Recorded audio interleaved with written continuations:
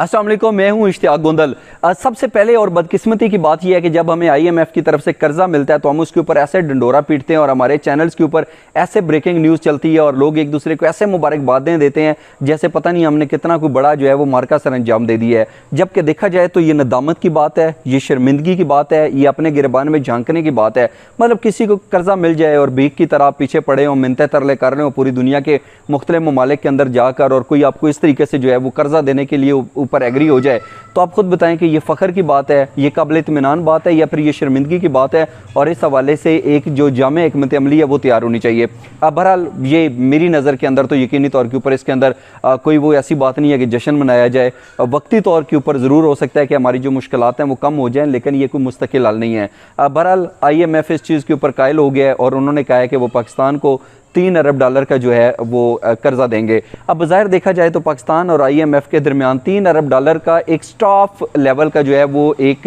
Stand by मुआहदा तय पा गया है, यानी कि IMF इसके ऊपर रजामंद ज़रूर हुए, लेकिन अभी तक जो IMF की एग्जेक्टिव बोर्ड है उससे अभी तक इस मुआहदे की जो है वो मंजूरी होना बाकी है। बहरहाल ये स्टैंड बाय एग्रीमेंट की मैंने बात की या स्टैंड बाय मुआहदे की मैंने आपके सामने बात की है। तो सबसे पहली बात तो ये है कि दो चीज़ें देखने वाली हैं कि पाकिस्तान बड़े अरसे से कोशिश कर रहा था कि कहीं से हमें जो है IMF एग्री हो जाए, हमें कुछ पैसे मिल जाएं ताकि वक्ती तौर के ऊपर हमारा जो निज़ाम है उसको हम चला लें, और उस हवाले से बहरहाल पाकिस्तान कोशिशें कर रहा था और अभी ये जो $3 अरब हैं ये मिल जाएंगे पाकिस्तान को। लेकिन दो चीज़ें बड़ी अहमियत की हामिल हैं। एक तो ये है कि ये जो स्टैंड बाय मुआहदा है ये क्या होता है, और साथ दूसरा ये है कि IMF को पाकिस्तान ने कायल कैसे किया है। इन दोनों चीज़ों के ऊपर बात करेंगे और फिर यकीनी तौर के ऊपर जो उस चीज़ की तरफ भी आएंगे जिसके हवाले से बड़े अरसे से पाकिस्तान के हवाले से कहा जा रहा है कि पाकिस्तान जो है वो दिवालिया होने के करीब पहुंचता जा रहा है और पाकिस्तान खुदा न खास्ता आने वाले दिनों के अंदर डिफ़ॉल्ट कर सकता है, पाकिस्तान दिवालिया हो सकता है।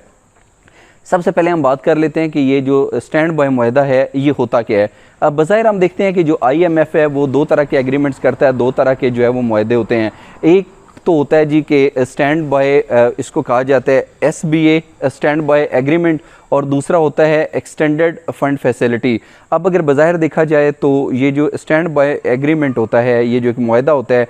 जो स्टैंड बाय अरेंजमेंट का जिसको नाम दिया गया, ये क्या होता है? अगर बज़ाहिर देखा जाए तो ये कुछ उन ममालिक को दिया जाता है जो कि ट्रबल के अंदर होते हैं, जो कि कुछ मुश्किलात को फेस कर रहे होते हैं, उनको एक कलील मुद्दती जो है ये इस तरीके से फ़ंड्स मुहैया किए जाते हैं, यानी कि इसकी ड्यूरेशन जो है वो बड़ी कम होती है। और इसके साथ साथ ये जो है कम आमदनी वाले ममालिक को ये जो है इस तरीके से फ़ंड्स दिए जाते हैं ताकि वक्ती तौर के ऊपर जो उनको फंडिंग की ज़रूरत है वो उससे अपनी ज़रूरियात पूरी कर लें और उनकी जो मुश्किलात हैं वो आहिस्ता आहिस्ता उससे बाहर निकल आएँ। अब हम बज़ाहिर देखते हैं कि ये तकरीबन कुछ 3.5 से 5 साल का टाइम पीरियड होता है जिसके अंदर ये जो कर्ज़ा होता है, जो आपको फ़ंड्स मिलते हैं ये आपने वापस करने होते हैं। ये तो एक चीज़ होगी कि स्टैंड बाय अरेंजमेंट्स जो हैं या स्टैंड बाय मुआहदा जो है वो क्या होता है। तो यकीनी तौर के ऊपर पाकिस्तान ने कुछ ना कुछ तो इक़दाम किए थे, उसके बाद ही पाकिस्तान को जो है ये पैसे देने के ऊपर IMF जो है वो तैयार हुआ है और एग्री हुआ है।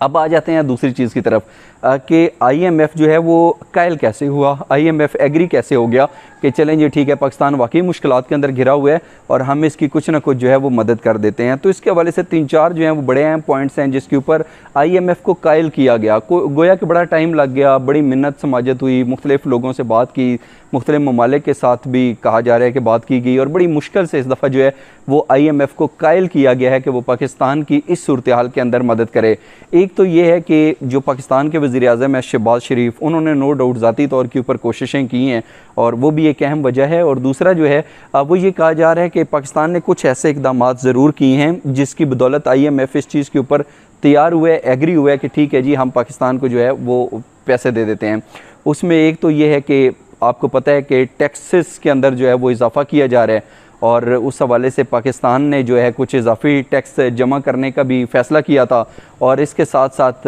पाकिस्तान की जो मईशत है, जो पाकिस्तान की जो मौशी सूरत हाल है उसके अंदर वो कह रहे हैं कुछ माहौलियाती तब्दीलियाँ इस तरीके से हुई कि पाकिस्तान जो है उसका वाकई नुकसान हुआ है। जैसे गुज़श्ता दिनों हमने देखा था कि पाकिस्तान के अंदर जिस तरीके से सैलाब आया और सैलाब ने तबाहकारियाँ मचाई और उसके अंदर हम देखते हैं कि पाकिस्तान को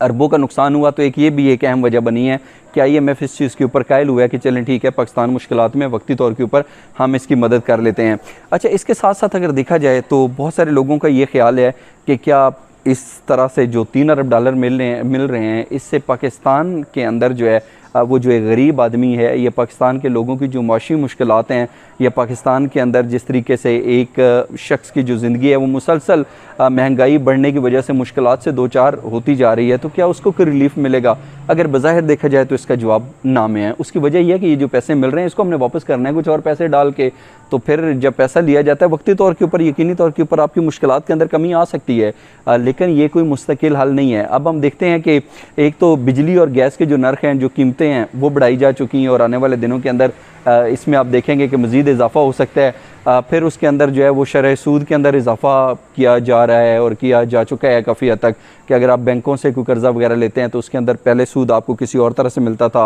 आपकी कुछ उसके अंदर जो है उसकी कीमत के अंदर इजाफा हो चुका है। जैसे मिसाल के तौर के ऊपर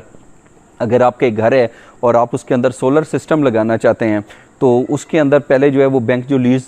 करवा के देती थी आपको, उसके अंदर टैक्स बड़ा कम होता था, अब उन्होंने भी बढ़ा दिया। तो इस तरीके से शरह सूद के अंदर जो है वो इजाफा हो जाता है, तो जैसे एक आम आदमी की मुश्किलात कम नहीं होती बल्कि वो बढ़ना शुरू हो जाती हैं। और इसके साथ साथ आपको मालूम है कि इस बजट की बात की जाए और वैसे भी तनख्वाहदार जो तबका है उसके ऊपर भी मज़ीद टैक्सेस आयद किए जाएंगे, इस चीज़ का भी हतमी फ़ैसला हो चुका है। तो बज़ाहिर जो है इस हवाले से देखा जाए तो लगता नहीं है कि पाकिस्तान के अंदर जो एक कॉमन पाकिस्तानी है उसकी मुश्किलात इस IMF के कर्ज़े से कम हो सकती हैं। मेरा ख्याल है इससे कोई फ़र्क नहीं पड़ेगा। अब एक हमाद अज़हर साहब हैं जी पाकिस्तान तहरीक इंसाफ के, उन्होंने एक बड़ा अहम ट्वीट भी किया इसी हवाले से। जैसे लोग बार बार बात करते हैं ना कि पाकिस्तान दिवालिया होने वाला है, लेकिन वो कहते हैं कि इस तरह की खबरों के अंदर कोई सच्चाई या हकीकत नहीं है, लेकिन इस चीज़ को आप 100% झुटला भी तो नहीं सकते। अगर खुदा न खास्ता ये सिलसिला यूँ ही चलता रहा तो फिर पाकिस्तान डिफ़ॉल्ट होने से कैसे बचेगा? तो इसके हवाले से मेरा ख्याल है एक मुफस्सल और जामे हिकमत अमली अपनाने की ज़रूरत है। बहरहाल हमाद अज़हर साहब की एक ट्वीट आपके सामने रख रहा हूँ। वो कह रहे हैं कि IMF के साथ 9 माह का स्टैंड बाय मुआहदा कड़ी शराइत के साथ है। PDM से 14 माह में मामलात नहीं संभले, अब इसकी कीमत अवाम मज़ीद महंगाई की सूरत में अदा करेगी।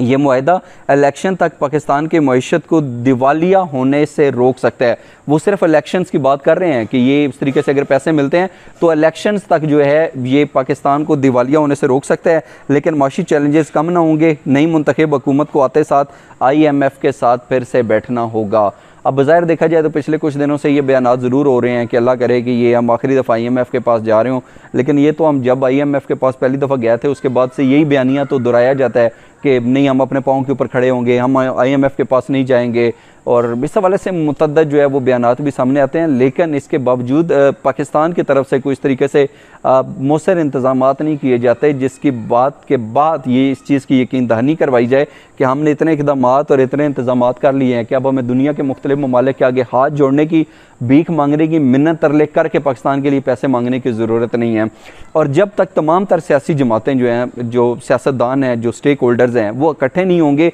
तब तक ये पाकिस्तान के मसाइल हल नहीं होंगे। उसकी कुछ बुनियादी तौर पर वजह है, अगर मैंने ये बात की है तो, और वो वजह यह है कि मिसाल के तौर के ऊपर आज आप देखें कि पाकिस्तान पीपल्स पार्टी और पाकिस्तान मुस्लिम लीग नून और 1 दर्जन से ज़ायद सियासी जमातों की हुकूमत है, ये सारे काम छोड़कर इमरान खान के पीछे पड़े हुए हैं कि इमरान खान को नहीं छोड़ना। अगर कल को फ़र्ज़ करें, कोई पता नहीं चलता, वक्त बड़ा कुछ बदल देता है, वक्त बड़ा बेरहम होता है, ऐसे चीज़ें बदलती हैं। कल को अगर इमरान खान हुकूमत के अंदर आ जाते हैं तो क्या वो इनके पीछे पड़ जाएंगे? अगर ये सियासतदानों ने हुकूमत में आने के बाद जो पहले हुकूमत कर रहे थे उनके पीछे ही पड़ना है और अपनी सारी रियासती मशीनरी को उन्हीं लोगों के पीछे लगाना है, तो पाकिस्तान के हालात के अंदर बेहतरी कैसे आएगी? यकीनी तौर के ऊपर ये एक बड़ा सवाल है और हर पाकिस्तानी पूछना चाहता है, उसको ये पूछने का हक है कि अब आपको ऐसे इंतज़ामात करने पड़ेंगे ताकि पाकिस्तान को मज़ीद आने वाले दिनों के अंदर बड़े मुश्किलात और बड़े नुकसानात से बचाया जा सके। आज का व्लॉग देखने का बहुत शुक्रिया। अपना बहुत सा ख्याल रखिए और अपना कीमती फीड कमेंट्स की शक्ल में ज़रूर दीजिएगा। अल्लाह हाफ़िज़।